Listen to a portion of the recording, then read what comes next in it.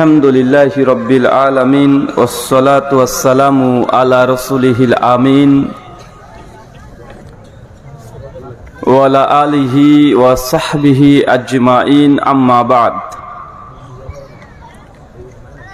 আউযু বিল্লাহিস সামিউল আলিম মিনাশ শাইতানির রাজীম মিন হামজিহি ওয়া নাফখিহি ওয়া নাফসিহি। বিসমিল্লাহির রহমানির রহিম। মা আতাকুমুর রাসূলু ফাখুযুহু ওয়া মা নাহাকুম আনহু ফান্তাহু।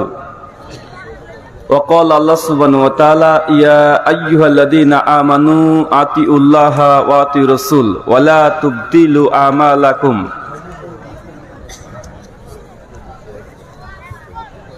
আন আয়েশা রাদিয়াল্লাহু আনহা ক্বালাত ক্বালা রাসূলুল্লাহি সাল্লাল্লাহু আলাইহি ওয়াসাল্লাম মান আমিলা আমালান লাইসা আলাইহি আমরুনা ফাহুয়া রাদ। রাহু মুসলিম। আন আব্দুল্লাহ ইবনে মাসউদ রাদিয়াল্লাহু আনহু قال قال رسول الله صلى الله عليه وسلم ليس من شيء يقربكم على الجنة ويبعدكم من النار إلا قد أمرتكم به। رواه شعب الإيمان للبيهقي ইসনাদুহু সহিহ। সমস্ত প্রশংসা সেই মহান সত্তা আল্লাহ সুবহানাহু ওয়া তাআলার জন্য, যিনি আমাদের সৃষ্টি করেছেন। শুধু সৃষ্টি করেননি, এই পৃথিবীতে সহস্র কোটি মাখলুকাত সৃষ্টি করার পরেও যিনি আমাদের এই মানব জাতিকে সর্বশ্রেষ্ঠ জাতি, সর্বশ্রেষ্ঠ মাখলুকাত এবং সর্বশ্রেষ্ঠ নবী মুহাম্মদ রাসূলুল্লাহ সাল্লাল্লাহু আলাইহি ওয়াসাল্লামের উম্মত হিসেবে প্রেরণ করেছেন, সেই মহান সত্তা আল্লাহ সুবহানাহু ওয়া তাআলার সংক্ষিপ্ত শুকরে সুজুদ আদায় করি। তার নিজেরই শেখানো ভাষা দিয়ে সকলে এক বাক্যে পড়ি আলহামদুলিল্লাহ। নাসিরাবাদ হাফেজিয়া কেরাতিয়া মাদ্রাসা ও এতিমখানার উদ্যোগে আজ 18 নভেম্বর 2022 নাসিরাবাদ ও গৌরনগর ঈদগাহ ময়দান খিলগাঁও ঢাকার উদ্যোগে দীর্ঘ চেষ্টা এবং প্রচেষ্টার ফলে আপনাদের আজকের এই আলোচনা সভা, মহান সত্তা আল্লাহ সুবহানাহু ওয়া তাআলার কাছে দোয়া, এই প্রার্থনা আল্লাহ সুবহানাহু ওয়া তাআলা আজকের এই আয়োজক কর্তৃপক্ষ যারা আয়োজনটিকে সফল করার জন্য সার্বিক দিক থেকে সাহায্য এবং সহযোগিতা করেছেন, অর্থ, শ্রম, মেধা, দোয়া এবং পরামর্শ দিয়ে আল্লাহ সুবহানাহু ওয়া তাআলা তাদের প্রত্যেকের নেক নিয়াত এবং নেক আমলগুলোকে কবুল করে নাও। সকলে পড়ি আল্লাহুম্মা আমিন। মহান সত্তা আল্লাহ সুবহানাহু ওয়া তাআলার কাছে দোয়া, এই প্রার্থনা আল্লাহ সুবহানাহু ওয়া তাআলা আমরা মানুষ, আমরা কম বেশি ছোট বড় ভুল ত্রুটি বিচ্যুতি গুনাহ আমরা করে থাকি।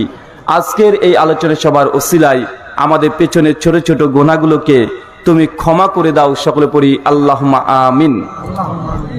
সম্মানিত দর্শক মণ্ডলী, বাদ আসর থেকেই বিভিন্ন আলোচক তারা পবিত্র কোরআন এবং সেই সুন্নাহর আলোকে গুরুত্বপূর্ণ আপনাদের সামনে আলোচনা পেশ করেছেন। আজকের এই আলোচনা সভার অন্তিম লগ্নে আপনাদের সামনে উপস্থিত হয়েছি কিছু কথা পবিত্র কোরআন এবং সেই সুন্নাহর আলোকে বর্তমানে প্রেক্ষাপটকে সামনে রেখে কিছু কথা শেয়ার করার জন্য। আল্লাহ সুবহানাহু ওয়া তাআলা তুমি আমাকে বলার এবং শ্রোতাদেরকে ধৈর্য ধারণ করে কথাগুলোকে শ্রবণ করা তৌফিক দান করো। সকলে পড়ি আমিন। সম্মানিত সুধী, আলোচনার শুরুতেই একটা কথা আপনার সঙ্গে আমাদের আছে। যারা আমাদের সম্পর্কে অবগত তারা তো জানেন, আর যারা অবগত নন, যারা জাস্ট পোস্টারে নাম দেখে চলে এসেছেন যে ভারত থেকে বক্তা আসছে, তার মানে নিঃসন্দেহে আজকের আলোচনা হবে অনেক সুন্দরভাবে, সুরালো কণ্ঠে, মাঝে মধ্যেই গজল গাইবে, পারলে 2-4টা হিন্দি সিনেমার গানও করবে। ভারতের বক্তা বলে কথা আর ওয়াজ মাহফিল বলে কথা, যদি মঞ্চ না জমে তাহলে কি আর হয়? যারা এই চিন্তা ভাবনা নিয়ে আলোচনা শ্রবণ করার জন্য এসেছেন তাদের কাছে আকুল অনুরোধ, আমার গোটা আলোচনা শেষ হয়ে যাবে, দুর্ভাগ্য আপনার জন্য যে আমার একটা সুরও বের হবে না গলা থেকে, আর একটা গজলও বের হবে না, একটা গানও বের হবে না। তাই আগে থেকে মানসিক দিক থেকে প্রস্তুতি নেন, নচেত আপনি অপেক্ষায় বসে থাকবেন, মনে হয় এবার শুরু হবে, এবারই মনে হয় শুরু হবে, এই মনে গজল ধরলো, এই মনে গল্প ধরলো, মানে এই করতে করতে 2-1 ঘন্টা চলে যাবে। আপনি মনে মনে যাবেন রাস্তায়, ভাববেন যে কি ওয়াজ করলে ভারতের বক্তা, অত দূর থেকে নিয়ে আসার কি দরকার ছিল? আমাদের বাংলাদেশে তো অনেক আলেমরা এইভাবে কথা বলে। ভাই আত্মীর জন্য আপনাকে বলছে, আমার কথাগুলো, এই কাটা কাটা কথাগুলো আমার বক্তৃতা। কথা কি বুঝতে পারছেন? কারা কারা বুঝতে পারছেন একটু হাত তোলেন তো। দেখেছেন অবস্থা, দেখেন। কারণ শ্রোতাদের এখন কোয়ালিটি অনেক অনেক রকমের শ্রোতা আছে। এখানে কিছু মানুষ আছে যারা ভারতের বক্তা দেখতে এসেছে, 3-4টে সিং নিয়ে চলে আসবে এরকম ভাবনা তাদের। কারণ বক্তা এখন অনেকগুলো কোয়ালিটি আছে, শ্রোতাদের কোয়ালিটি আছে। মানুষ বক্তাকে দেখতে আসে, বক্তা কি বলছে এটা শোনার চাইতে বক্তাকে দেখাটা গুরুত্বপূর্ণ হয়ে গেছে। দেখবেন 36 ইঞ্চি বক্তা আছে না নাই, কথা বলেন। লক্ষ লক্ষ শ্রোতা হয়ে যায়। 36 ইঞ্চি, 26 ইঞ্চি, 52 ইঞ্চি, 1.5 ফুট, 3.5 ফুট বা আছে না নাই, কথা বলেন। শিশু বক্তা আছে না নাই? রাত্রিবেলাতে পুরুষ মানুষ, রাত্রিবেলাতে নারী ছিল, দিনে বলে পুরুষ হয়ে গেছে, এও বক্তা আছে না নাই? মানে মানুষ আজকে আলোচনা সভা শুনতে আসে এই জন্য যে বক্তাকে গিয়ে দেখবো। আর কিছু কিছু বক্তা আছে যারা সুন্দর করে এমন ভাবে কণ্ঠ দিয়ে কাঁদিয়ে চলে যাবে, জাল মিথ্যা কেচ্ছা কাহিনী দিয়ে মানুষ আসে যে আজকে প্রধান বক্তা আসছে, আজকে যে কোনো মূল্যে হোক আমাকে কাঁদতেই হবে। ও কাঁদার জন্যই আসে। যদিও আলহামদুলিল্লাহ সুম্মা আলহামদুলিল্লাহ, আহলে হাদিসদের মঞ্চে এমন কোন নোংরামি বাদরামি এখন পর্যন্ত প্রস্থান পায় নাই। এর জন্য আল্লাহ সুবহানাহু ওয়া তাআলা আরো একবার শুকরিয়া আদায় করি, সকলে বলি আলহামদুলিল্লাহ। কেননা আলোচনার সভাগুলো এখন রঙ্গমঞ্চ হয়ে গেছে। শ্রোতারা যা চাই বক্তা তাই করে। শ্রোতারা এসে বলছে, হুজুর ওই বিড়ি খাওয়ার সিনটা দেখেন, বিড়ি খাওয়ার সিনটা। আর হুজুর পকেট থেকে কাগজ ভাঁজ করে বিড়ি খাওয়ার স্টাইল দেখাচ্ছে, বা আছে না নাই, কথা বলেন। মানে শ্রোতারা বলছে, হুজুর ওই জিকিরটা করেন। ও শুরু করে দিয়েছে জিকির। জিকির করতে করতে স্টেজের উপরে শ্রোতা মণ্ডলীর উঠে বক্তাকে এমন ভাবে চুম্বন করতে শুরু করেছে, মনে হচ্ছে বক্তা লুঙ্গি খুলে নিয়ে পালিয়ে যায়। আছে না নাই? আছে। মানে শ্রোতা এবং বক্তার কোয়ালিটি অনেক রকমের।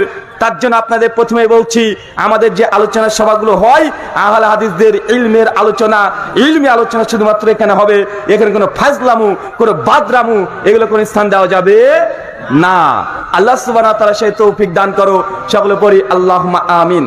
আজকে যে বিষয়ে গুরুত্বপূর্ণ আলোচনা পেশ করব, আজকের আলোচ্য বিষয় জিহাদ।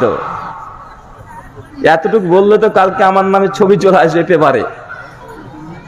আজকের আলোচ্য বিষয় জিহাদ সমতুল্য আমল সমূহ। কি বললাম, কথা বলেন। জিহাদ সমতুল্য আমল সমূহ মানে আপনি জিহাদ করতে পাচ্ছেন না, সশরীরে জিহাদ, কিতাল ফি সাবিলিল্লাহ, যেটা করতে পাচ্ছেন না, কিন্তু আল্লাহ সুবহানাহু ওয়া তাআলা এতটাই দয়াময়, এতটাই তিনি আমাদের উপরে রহম করেছে যে আমরা সেই জিহাদে অংশগ্রহণ না করলেও জিহাদের সমকক্ষ নেকি নিয়ে এই দুনিয়া থেকে বিদায় হতে পারি। সুবহানাল্লাহ। আমরা সবচেয়ে মুসলমান, রক্ত গরম আমাদের। অনেকজন প্রশ্ন করে বলে যে দেখেন আহলে হাদিসরা, এদের আলেমরা, এরা হচ্ছে দরবারি আলেম। কেন? এরা সরকারের বিরুদ্ধে কথা বলে না, সরকারে ভুল করলেও বলে না। এই কথাগুলো অভিযোগ করে মূলত এই দেশকে, গোটা বাংলাভাষী মানুষকে গরম করে দিতে চায়, অথচ এর মধ্যে কল্যাণ বিন্দু পরিমাণও নাই। আছে, কথা বলেন। জিহাদের সমতুল্য আমল সমূহ। জিহাদ এর বাংলা যদি মানে করেন, অনেকটা কাছাকাছি অর্থ হয় চেষ্টা করা, সংগ্রাম করা। যে কোনো বাতিলের বিরুদ্ধে, যে কোনো খারাপের বিরুদ্ধে যদি চেষ্টা করেন, সংগ্রাম করেন, এটা আরবি ভাষাতে জিহাদ যদি আপনি বলেন, এই শব্দটা এখানে প্রয়োগ হয়। জিহাদের অনেকগুলো ক্যাটাগরি আছে, তার মধ্যে সর্বোচ্চ ক্যাটাগরি হচ্ছে কিতাল ফি সাবিলিল্লাহ, যেটা সশরীরে অস্ত্র নিয়ে জিহাদ। এই জিহাদ করার জন্য অনেকগুলো শর্ত থাকে। আপনার আমির থাকতে হবে, খলিফা থাকতে হবে, নচেত এই জিহাদ হয় না। গোটা বিশ্ব জগতে যে শব্দকে নিয়ে মুসলিমদেরকে সবচেয়ে বেশি অপমান করা হয়, সেই শব্দের নামও জিহাদ। আছে না নাই, কথা বলেন। মুসলমানদের মাদ্রাসাকে বলা হয় জঙ্গি ঘরের আতুর ঘর, জঙ্গিবাদের আতুর ঘর। মুসলমানদের কোরআনকে আল কোরআনকে বলা হয় জঙ্গি সন্ত্রাসীকে উস্কে দেওয়ার মতো এটা গ্রন্থ। মুসলমানদের নবীর পরে অভিযোগ করে অমুসলিমরা যে মুসলমানদের নবী এক হাতে কোরআন আর এক হাতে তরবারি নিয়ে গোটা বিশ্ব জগতের উপরে হুকুমত কায়েম করেছে, অথচ এই তথ্যগুলো সবই মিথ্যা কথা। ইসলাম এসেছে আরবি শব্দ সালাম থেকে, যার অর্থ শান্তি। কি কথা বলেন? সালাম থেকে মানে শান্তি, মানে ইসলাম যে বার্তা দেয়, যে মেসেজ দেয় গোটা বিশ্ব জগতে শান্তি প্রতিষ্ঠা করার জন্য। কিন্তু গোটা বিশ্ব জগতে আজকে ইসলামকে দেখানো হচ্ছে ইসলাম মানে শান্তি নয়, ইসলাম মানে জঙ্গিবাদ, ইসলাম মানে আতঙ্কবাদ, ইসলাম মানে সন্ত্রাস, ইসলাম মানে সন্ত্রাসবাদিতা। গোটা বিশ্ব জগতে গরম করে তোলার জন্য ইসলামকে তারা এক ধরনের দোষী সাব্যস্ত করছে, অথচ ইসলাম মানে শান্তি। আপনাকে যদি আমি বলি ভাইজান, একটা আইসক্রিম খেয়েছি খুব গরম, বিশ্বাস করবেন? আইসক্রিম গরম হয়? আইসক্রিম কখনো গরম হয়? সহিহ বুখারী কিতাবুল জিহাদ হাদিস নাম্বার 2429, আল্লাহর নবীর কাছে সাহাবী এসে বলছে, ইয়া রাসূলুল্লাহ, আমি অনেক দুর্বল, অনেক দুর্বল, আমার বয়স অনেক হয়ে গেছে, আমি কোনো আমল করতে পারি না, কিন্তু আমার জিহাদ করার খুব শখ, আমি শহীদের মর্যাদায় মৃত্যুবরণ করব, এটা আমার অনেক শখ। আল্লাহর নবী বৃদ্ধ ওই সাহাবীকে বলছে, তোমাকে আমি জিহাদে পাঠাচ্ছি, তবে এমন জিহাদ যে জিহাদে কোনো অস্ত্র নাই, অস্ত্রবিহীন জিহাদ তুমি করে আসো, ইনশাআল্লাহ তুমি শহীদের মর্যাদা পাবে। আল্লাহ রাসূল বলছেন, একটা হজ করে আসো, যদি কবুল করে না আল্লাহ তুমি শহীদের মর্যাদা পাবে। মানে জিহাদ করলে যত নেকি হতো, তোমার আমলনামে আল্লাহ তত নেকি লিখে দিবেন। কতজনের উপরে হজ ফরজ আছে? আমরা হজটাকে করার চেষ্টা করি না। হজ ইসলামের একটা রুকুন, সালাত আদায় করা, নামাজ পড়া যেমন ফরজ, একদম বাধ্যতামূলক। কারো উপরে যদি হজ ফরজ হয়ে যায়, সে যদি হজ আদায় না করে অন্যান্য ইবাদত করলে আল্লাহ সুবহানাহু ওয়া তাআলা তার ইবাদতগুলোকে বাধা তৈরি করে দিবে কবুল হওয়ার জন্য। আল্লাহ নবী বলছেন, অস্ত্রবিহীন জিহাদের নাম হজ। আজকে আমি এই আলোচনা সভায় যে লিফলেটটা দেওয়া হয়েছে, এই লিফলেটের প্রথমে লেখা আছে এটা হচ্ছে এতিমখানার উদ্যোগে, মানে নিঃসন্দেহে এখানে কোনো এতিমখানা আছে। আল্লাহর নবীর স্পষ্ট হাদিস, সহিহ বুখারী হাদিস নাম্বার 5353। কত কথা বলেন? 5353। সহজের জন্য 53। আবু হুরায়রা রাদিয়াল্লাহু তাআলা আনহু তিনি বলছেন যে কোনো ব্যক্তি যদি বিধবা এবং এতিমের মুখে খাদ্য তুলে দেওয়ার জন্য, সহযোগিতার জন্য যদি রিজিকের অন্বেষণ করে, আল্লাহ সুবহানাহু ওয়া তাআলা ওই ব্যক্তির আমলনামাতে জিহাদ করলে যত ফজিলত হয় তত ফজিলত ওই ব্যক্তির আমলনামায় লিখে দেবেন। এই সুবর্ণ সুযোগ আপনাদের এলাকার বাসীর জন্য আল্লাহ সুবহানাহু খাস ভাবে দিয়েছে। কারণ ইয়াতিমকে প্রতিপালন করার জায়গা অনেক জায়গাতে নেই। অনেক মানুষ আছে দান করতে চায়, মিসকিনকে খুঁজে পাওয়া যায় না। যদি মনে করে 20 জন আমি মিসকিনকে খাবো, মিসকিনকে খুঁজতে গেলে মিসকিনকে গাড়ি ভাড়া দিয়ে নিয়ে আসতে হয়, বা আছে না নাই? কথা বলেন। আপনাদের এলাকায় যে ইয়াতিমখানা আছে, আল্লাহর নবীর এই হাদিসকে যদি বিশ্বাস করেন, আল্লাহর নবী বলছেন এটা ইয়াতিমের যদি দায়িত্ব নিয়ে নেন, ইয়াতিমের দায়িত্ব নিয়ে নিলেন শুধুমাত্র আল্লাহর সন্তুষ্টির জন্য, আল্লাহকে বলবে ইন্নী আখাফুল্লাহ, আল্লাহ নিশ্চয় আমি তোমাকে ভয় করি, আমি অনেক গুনাহগার বান্দা আল্লাহ। কিন্তু তোমার নবী বলে গেছে একজন ইয়াতিমকে যদি প্রতিপালন করা যায়, তার মুখে যদি অন্ন দেওয়া যায়, তাকে যদি বস্ত্র দেওয়া যায়, তাকে যদি চিকিৎসা দেওয়া যায়, তাকে শিক্ষা দেওয়া যায়, তাহলে জিহাদ সমপরিমাণে কি পাওয়া যায়। আল্লাহ একজন ইয়াতিমকে প্রতিপালন করার মতো অন্তর এবং আমার হাত প্রশস্ত করে দাও। আল্লাহ যদি কবুল করে, ভাই আপনি জিহাদের মর্যাদা পাবেন কি পাবেন না? জি। আল্লাহ সুবহানাহু ওয়া তাআলা তুমি আমাদেরকে আমলটা করার তৌফিক দান করো। সকলে পড়ি আল্লাহুম্মা আমিন। মিশকাত হাদিস নাম্বার 1354। আল্লাহর নবী কাছে সাহাবী এসে বলছে, ইয়া রাসূলুল্লাহ, আমার অন্তরটা খুব কঠিন, খুব কঠিন। কেউ যদি মরে যায় তারপরে চোখ থেকে পানি বের হয় না, খুবই কঠিন। কত মানুষকে আমি দাফন করেছি কবরে, তারপরে আমার অন্তর একটুও গলে না। মানুষের জন্য কোন দয়া মহব্বতের জন্য কারণে হোক আর দুঃখের কারণে হোক, আমার হৃদয় থেকে কখনো, আমার চোখ থেকে কখনো পানি বের হয় না। আল্লাহর নবী আমার হৃদয়কে নরম করার জন্য আপনি কিছু আদেশ উপদেশ দেন অথবা আমল দেন। আল্লাহর নবী তিনি বলছেন, তোমার বাড়ির আশেপাশে যদি এতিম সন্তান থাকে, তার মাথাতে একটু হাত বুলিয়ে দিবে, তোমার দেখবে অন্তরটা নরম হয়ে যাবে। সুবহানাল্লাহ। এটা হচ্ছে ইয়াতিমদের ফজিলত। কারণ আল্লাহর নবী নিজে একজন ইয়াতিম ছিলেন, তিনি জানতেন যে কত দুঃখ, কত কষ্ট কত পেরেশানের মধ্যে দিয়ে জীবনকে চালাতে হয়। তার জন্য আল্লাহর নবী এই ফজিলতগুলো দিয়েছেন। আল্লাহ সুবহানাহু ওয়া তাআলা আমাদেরকে এই ফজিলতের অন্তর্ভুক্ত তৌফিক দান করো। সকলে পড়ি আল্লাহুম্মা আমিন। জিহাদ সমতুল্য নেকি আপনাকে অলরেডি 3টে বলে দিয়েছি। এক, আশেপাশে যদি কোনো বিধবা থাকে তার জন্য তাকে অন্ন, বস্ত্র, খাদ্য, চিকিৎসা যেগুলো লাগে এগুলো যদি আপনি ব্যবস্থা করে দেন, আপনি যদি দায়িত্ব নেন, আপনার আমল নামায় জিহাদ সমাপনের নেকি লেখা হবে। 2, ইয়াতিমের যদি দায়িত্ব নেন তবু আপনি পাবেন। আপনার উপরে যদি হজ খরচ হয়ে যায়, যদি বিশুদ্ধ আপনি হজ করে আসেন, আল্লাহ সুবহানাহু ওয়া তাআলা আপনাকে জিহাদের সমাপনের নেকি দিয়ে দিবেন। আলহামদুলিল্লাহ, 3টে অলরেডি পেয়ে গেছেন আপনি। জিহাদের সমাপনের নেকি, একজন মুজাহিদের নেকি কি? একজন যদি মুজাহিদ যে শহীদ হয়ে গেছে তার কোনো ফজিলত নেই, শুধু মৃত্যু হবে আর জান্নাতে কোন ঘরে থাকবে আল্লাহ সেটা দেখিয়ে দিবেন।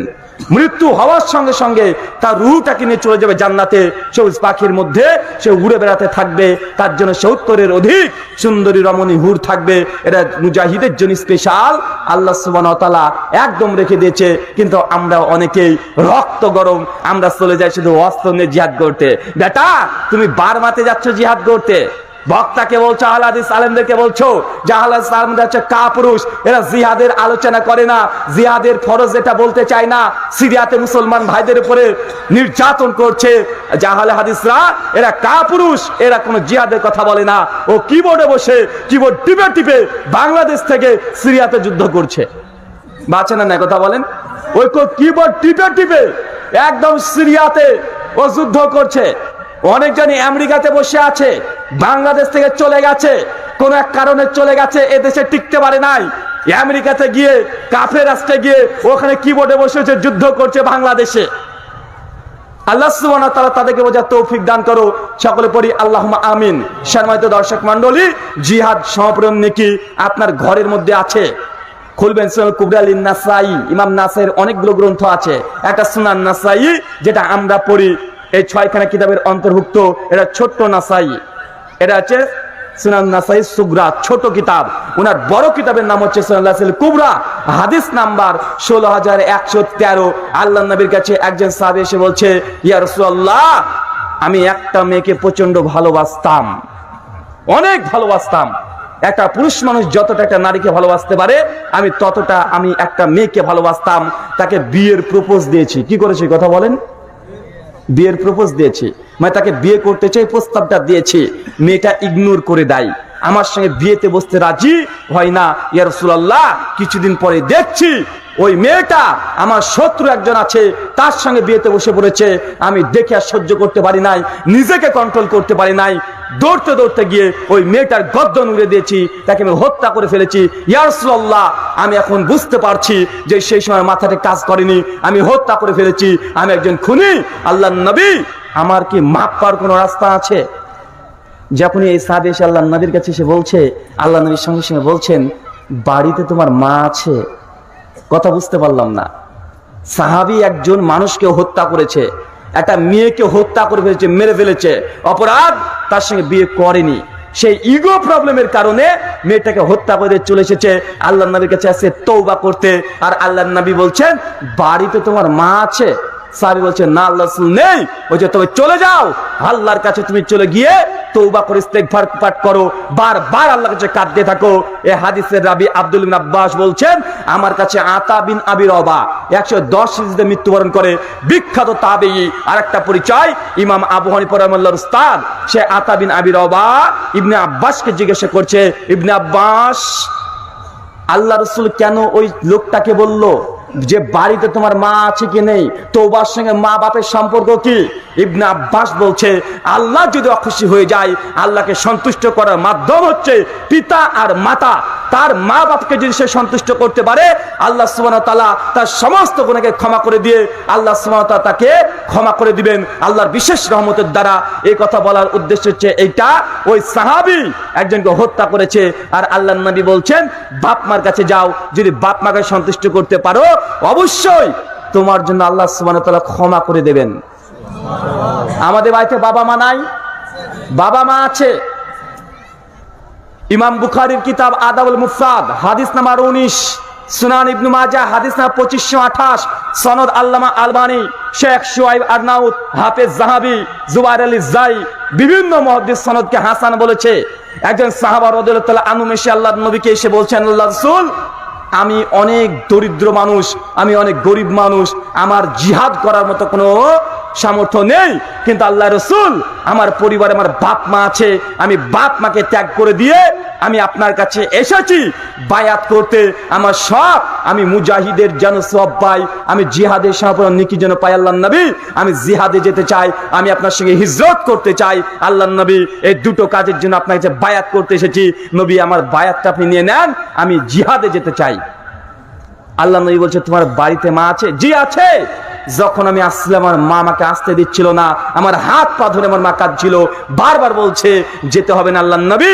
তারপরে আপনার মুহাব্বতে শুধু শহীদের মর্যাদা পাওয়ার জন্য আমি আপনার কাছে বায়াত করতে এসেছি, ইয়া রাসূলুল্লাহ আপনি আমার বায়াত নেন।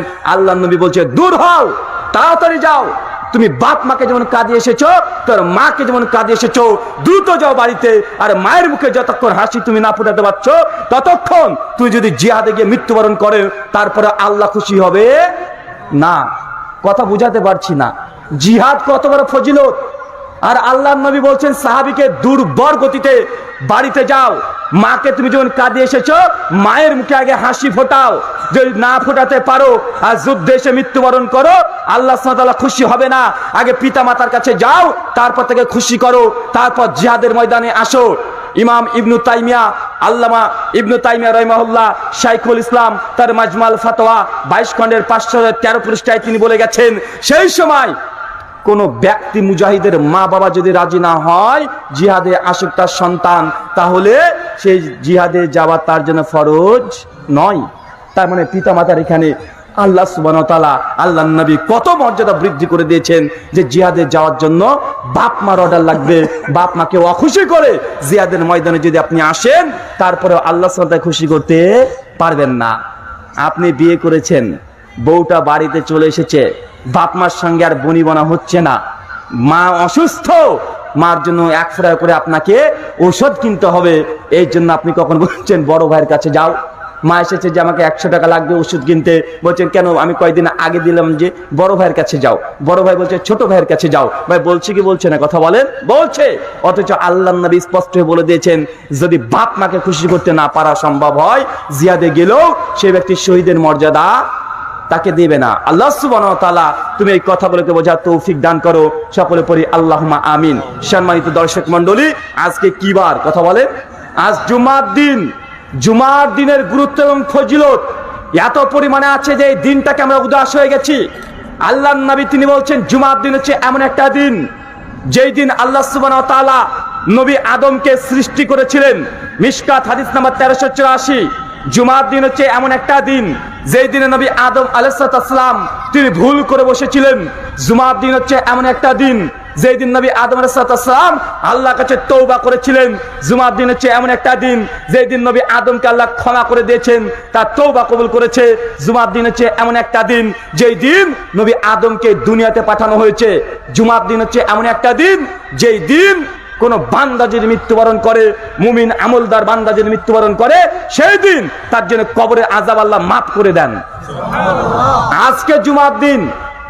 আল্লাহ নবী বলছে ছোট দুটো ঈদ আছে, তার মানে জুমার দিন একটা ছোট ঈদ, আয়ামে তাশরিক, এটাও ঈদের দিন। জুমার দিনকে একটা ঈদের দিন হিসেবে উল্লেখ করা হয়েছে। ইমাম ইবনু কাইয়িম আয-জাওযায়ী রাহিমাহুল্লাহ তার জাদুল মাআদের কিতাবুল জুমার মধ্যে আলোচনা করতে গিয়ে বলছেন, জুমার দিনে এমন একটা মুহূর্ত আছে যে সময় বান্দা আল্লাহর কাছে যা চাইবে আল্লাহ তাই তাকে দিয়ে দিবে। জুমার দিনে ফজিলত। অথচ আমরা জুমার দিনটাকে শুধু ফেসবুকে সেলফি তুলে আপলোড করার জন্য, স্ট্যাটাস দেওয়ার জন্য আমরা জুমা কায়েম করতে চলে আসি না? কথা বলেন। মানে জুমা মুবারক, কিন্তু আপনি বুঝলেন না জুমার দিন এত ইবাদতের দিন। জুমার দিনে সবচেয়ে বেশি দুরুদ পড়তে হয়। তার অর্থ এ নয় বালাগাল উলা বিকামালিহি, এই দুরুদ নয়, কারো ফ্যাক্টরিতে তৈরি করা দুরুদ নয়। আল্লাহর নবী যে দুরুদে ইব্রাহিম দিয়ে গেছে, এই দুরুদে ইব্রাহিম বেশি পাঠ করতে হয়। এটা জুমার দিনে খাস ইবাদত। এই কথা বলতে বলতে আল্লাহ নবী আবার বলছে, সহিহ বুখারী কিতাবুল জুমা হাদিস নাম্বার 929, আবু হুরায়রা হাদিস বর্ণনা করছে যে কোন ব্যক্তি জুমার দিনে আসছে, তার আগে ওই মসজিদ দেখছেন, ওটা মসজিদ তো নাকি ভাই? মসজিদ না ওটা? ওটা মসজিদ। আবু হুরায়রা রাদিয়াল্লাহু আনহু বলছেন, জুমার দিনে পৃথিবীতে যত কোটি মসজিদ থাকুক না কেন, প্রত্যেক মসজিদের গেটে গেটে ফেরেশতারা খাতা নিয়ে বসে থাকে। খাতা নিয়ে চলে আসে, এসে আপনার আমলনামাতে নেকি লেখার জন্য প্রত্যেক দরজায় দরজায় ফেরেশতা মণ্ডলীরা বসে থাকে। সাহাবী বা হাদিস বর্ণনা করতে গিয়ে বলছেন, আর তারা অপেক্ষা থাকে যে জুমার দিন কোন ব্যক্তি নিয়াত খাস শুধুমাত্র সালাতের উদ্দেশ্যে আল্লাহর সন্তুষ্টির জন্য আল্লাহকে ভয় করে মসজিদে পা রাখছে, ওই ব্যক্তির আমল নামায় একটা লাল উট কুরবানি করলে যত নেকি হয় আল্লাহ সুবহানাহু ওয়া তাআলা তার আমল নামায় তত নেকি লিখে দেন। এই হাদিসটা এইভাবে আমরা বুঝবো না। আল্লাহর নবী বলছেন, জুমার দিন কোন বান্দা যদি আল্লাহকে ভয় করে খাস আল্লাহর সন্তুষ্টির জন্য মসজিদে এসে প্রথম ওই ব্যক্তি, ওর আগে কেউ হতে পারেনি, আল্লাহর নবী বলছেন ওই ব্যক্তির জন্য ফেরেশতারা একটা লাল উট কুরবানি করলে যত নেকি হয় তত নেকি তার আমল নামায় লিখে দেওয়া হয়। বাংলাদেশে একটা লাল উটের দাম কত? জি, প্রায় 1 লক্ষ টাকার কাছাকাছি, তাই তো? প্রায় 1 লক্ষ টাকার কাছাকাছি। তার মানে আল্লাহ সুবহানাহু ওয়া তাআলা আপনাকে সুযোগ দিয়েছে জুমার দিনে 1 লক্ষ টাকা ইনকাম করার। আপনার বাপ কখনো একদিনে 1 লক্ষ টাকা ইনকাম করেছে? কথা বলেন। জিন্দেগিতে আপনি 1 লক্ষ টাকা ইনকাম করতে পেরেছেন? মাসে 4 বার জুমা আসে, বছরে কমপক্ষে 52 বার জুমা আসে। মাসে যদি 4 বার জুমা আসে তাহলে কমপক্ষে 4 লাখ টাকা ইনকাম করার জন্য আল্লাহ সুবহানাহু ওয়া তাআলা আপনাকে মাধ্যম বানিয়ে দিয়েছে। জুমার দিন প্রথম মুসল্লি হলেই 1 লাখ টাকা দামের একটা লাল উট পেয়ে যাবেন। এই উট মসজিদে এসে দেখতে পাবেন না, এটা ঠিক, কিন্তু কিয়ামতের মাঠে আপনার আমলনামা হিসাবে এই উটগুলো সব লাইন দিয়ে দাঁড়িয়ে থাকবে। কিন্তু আমরা মুসলমান, এই লাল উট আমরা যেহেতু মসজিদে দেখতে পাই না, তাই আমাদের অন্তরটায় লোভ লালসা আসে না। কিন্তু আমাদের ইমাম সাহেব যদি আজকে যদি আলোচনার শেষে একবার ঘোষণা দিয়ে দেয়, শুনুন আমাদের এই মসজিদ থেকে ঘোষণা দেওয়া হচ্ছে আগামী জুমার দিন আমাদের এই মসজিদে প্রথম যে মুসল্লি আসবে, আমাদের কর্তৃপক্ষরা তারা বলেছে একটা লাল মুরগ দেওয়া হবে। যদি বলা হয় একটা মুরগি দেওয়া হবে, ফজরের পরে মানুষ মসজিদে লোড হয়ে গেছে, কেন? মুরগি নিতে আসবে। বা আসবে কি আসবে না, কথা বলেন। বিশ্বাস না হলে আগামী জুমাতে অফার করেন, যে ব্যক্তি জুমাতে প্রথম মুসল্লি হবে তার জন্য একটা মুরগি দেওয়া হবে। এই কথা বলেন, মসজিদ সম্পূর্ণ লোড হয়ে যাবে। ভোরবেলা থেকে মানুষ লাইন দেবে শুধু মুরগি নেওয়ার লোভে। কিন্তু আল্লাহর নবী যে বলছেন জুমার দিনে প্রথম মুসল্লি হলে তাকে লাল উট কুরবানি করলে যত নেকি হয় আল্লাহ তার আমলনামায় তত নেকি লিখে দেবেন। কিন্তু আমরা এই উট নিতে কেউ যাই না। আমরা সবাই, এখনো তো খুতবা শুরু হয়নি, খুতবা তো 1 ঘন্টা হবে, ঠিক আছে 1:15 নামাজ শুরু হয়, আমি 1:10 যাব, তাও তো 25 মিনিট আছি। কিন্তু ওই ব্যাটাকে বলেন যে জুমার খুতবাতে যদি প্রথমে আসতে পারিস তো লাল মুরগি আছে, একখানা মুরগির বাচ্চা আছে, দেখবেন ও দৌড়তে দৌড়তে মসজিদে চলে যাবে। সৌদি আরবে দেখবেন জুমার দিন ভোর বেলাতে ফজরের নামাজ পড়ে কোন রকম বাড়িতে গোসল করে এসে মসজিদে বসে পড়ে, কোটি কোটি টাকা রোজগার করে এমন ব্যক্তি, তাদের টাকার কোনো অভাব নাই। আপনার মতো নয়, আপনি তো ফকিরের বাচ্চা, তো তাদের টাকার কোনো অভাব নেই। তারা কোনো লাল উট প্রতিদিন কিনতে পারে, প্রতিদিন বিক্রি করতে পারে, তাদের বিন্দু পরিমাণে কোনো সমস্যা নেই। কিন্তু কিয়ামতের মাঠে যে লাল উট পাওয়া যাবে, এ উটের মতো দুনিয়াতে কোনো উট নেই।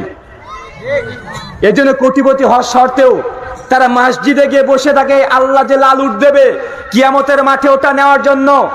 আল্লাহর নবী তারপরে আবার বলছেন, আপনি চেষ্টা করেছেন, প্রথম হতে পারেননি, অনেক চেষ্টা করেছেন, ফেরেশতা মণ্ডলের তারপরে খাতাকে বন্ধ করেন না, তারপরে দাঁড়িয়ে থাকে অপেক্ষা করে দ্বিতীয় কোন ব্যক্তি আসছে, যে দ্বিতীয় হবে, সেকেন্ড হবে, তার যেটা গরু কুরবানি করলে যত নেকি হয় আল্লাহ তার আমলনামায় তত নেকি লিখে দেবেন।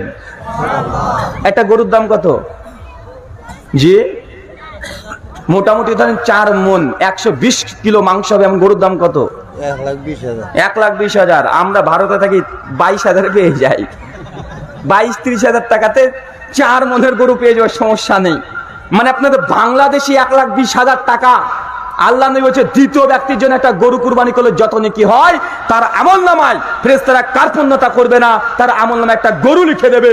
কিয়ামতের মাঠে এই গরুটাকে আপনি দেখতে পাবেন, আপনার আমল হিসাবে নেকি কামিয়েছেন, অথচ আপনি গরু কুরবানি করেননি। ভাইজান মনে রাখবেন, আপনি কুরবানি করলে যে আল্লাহ কবুল করবে এর কোনো নিশ্চয়তা নেই। আপনি প্রশ্ন করছেন ভাইজান ভাগা কুরবানি জায়েজ না না জায়েজ? এটা যাবে না যাবে? ভাই ভাগা কুরবানি বিতর্ক অনেক পরে। আপনি যদি গোটা গরুটাই কুরবানি করে দেন আর আল্লাহ যে আপনার এই গরু কুরবানি কবুল করবে, এর কোনো নিশ্চয়তা আছে? কথা বলেন, কোনো নিশ্চয়তা আছে না। পবিত্র কোরআন খুলে দেখেন, সূরা মাইদা সূরা নম্বর 5 আয়াত নম্বর 28 থেকে 30 পড়বেন। পৃথিবীর প্রথম মানুষের নাম নবী আদম, তার স্ত্রী ছিল হাওয়া আলাইহিস সালাম, তার সন্তান হাবিল আল কাবিল।